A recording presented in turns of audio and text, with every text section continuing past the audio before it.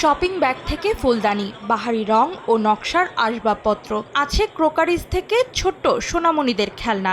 শুধু গৃহস্থালির পণ্য নয়, তৈরি পোশাক ও ওষুধ শিল্পের প্রয়োজনীয় উপকরণও তৈরি হয় প্লাস্টিক দিয়ে।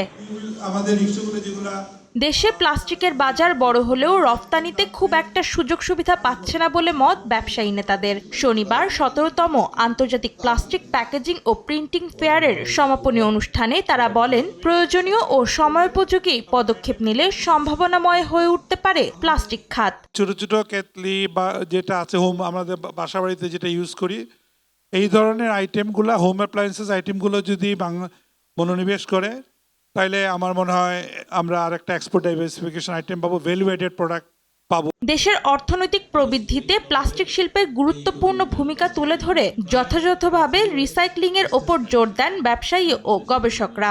নিউ সানসিল্ক ব্ল্যাক শাইন, নজর কাড়া শাইন চুলের নাম্বার 1 চয়েস। গত বছর আমাদের দেশের প্লাস্টিকের এক্সপোর্টের গ্রোথ ছিল 26%-এর উপরে। এটা অন্যান্য সেক্টর, অনেক সেক্টরে কিন্তু আমাদের মানে মাইনাস গ্রোথ ছিল, বাট প্লাস্টিকের এক্সপোর্টের গ্রোথ ছিল প্রায় 27%-এর উপরে। আমরা যদি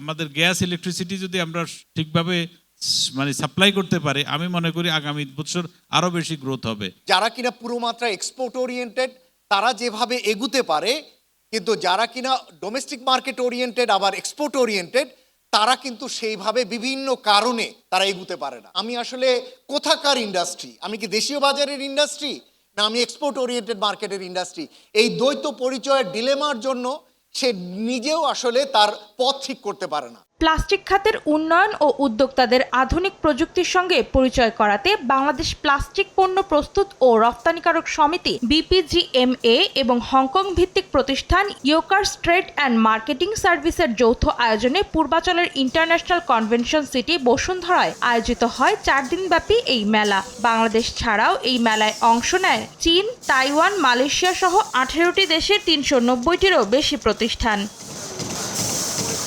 অন্তরা সেন, সময় সংবাদ, ঢাকা।